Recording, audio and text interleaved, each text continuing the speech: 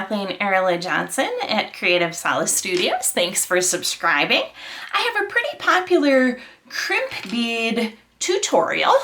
Let's zoom in on those crimp beads.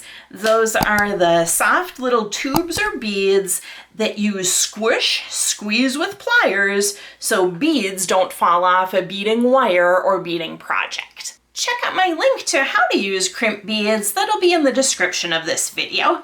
This fun, colorful, mixed media clay wall hanging is a beaded project that I did when I taught elementary school art, kindergarten through 6th grade. It was so much fun. I did this with the students and had to make one for myself as well. The clay charms are kiln-fired clay. Some have stamps in them. Some have paint on them. There's even some glitter in there. And there's some beads and some telephone wire. So what I wanted to focus on in this video is the crimp beads. Because this is really a heavy project and it's hanging on a wall, I did 2 at the top of this. So let's zoom in and see those. This loop is secured doubly with those double crimp beads. These beads can't slide past those. The project itself is 2 long strands of beads, like the letter Y upside down. So I bent my beading wire in half, looped it up here, and did those double crimps. I strung beads on one side and I strung beads on another side. At certain intersections, I needed to crimp the beads so they wouldn't fall off and would stay put. I also used an occasional crimp bead so one of the clay charms could hang separately from the rest. Let's take a look at where those are. So here I am coming along, beads, beads, beads, beads, beads. I got to this long one. It was so long that I wanted it to hang separately from the other beads and charms. So after I strung this through here, well, there it is, ta-da! I crimped it in its own little private loop.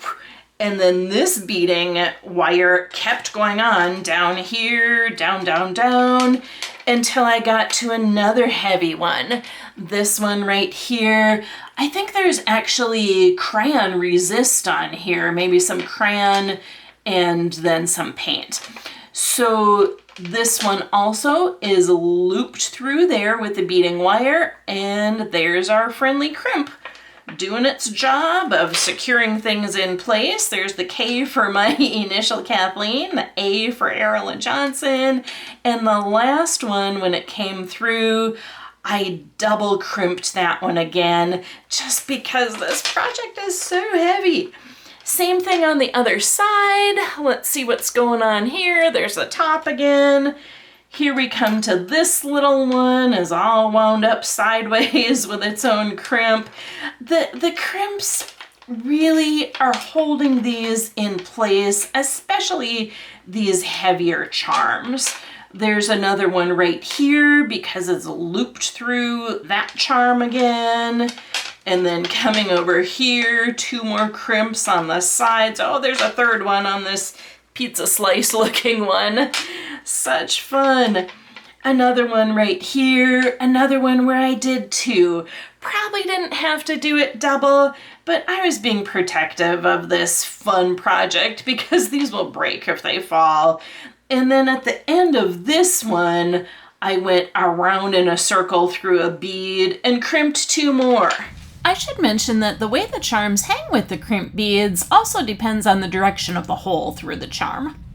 So crimp beads don't just have to be for jewelry making. There are so many fun projects with beads and charms and dangling fun. I hope you get inspired by this one and learned a little bit more about crimp bead and crimp tube techniques. Check out that other video that I mentioned for information on how to actually attach the crimp beads.